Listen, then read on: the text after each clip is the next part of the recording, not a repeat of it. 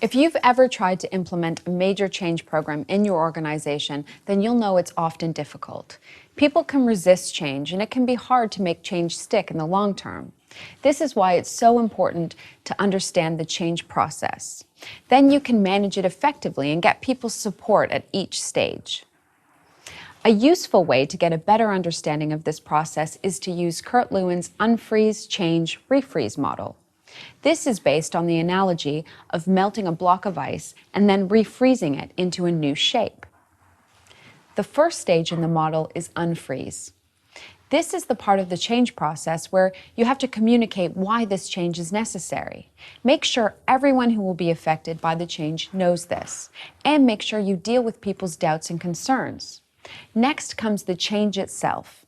This is where people begin to get used to the idea that things will be different. Keep communicating how the change will benefit the people involved so they continue to support it.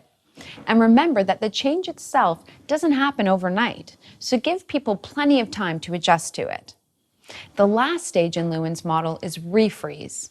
This is when the change is set in place and becomes part of your organization's culture.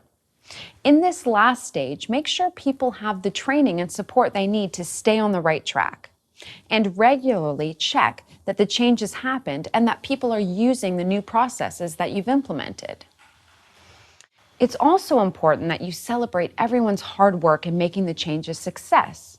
This helps people find closure, and it helps them believe that future changes will also be successful. Now, read the article that accompanies this video and learn more about the strategies you can use at each stage of the process.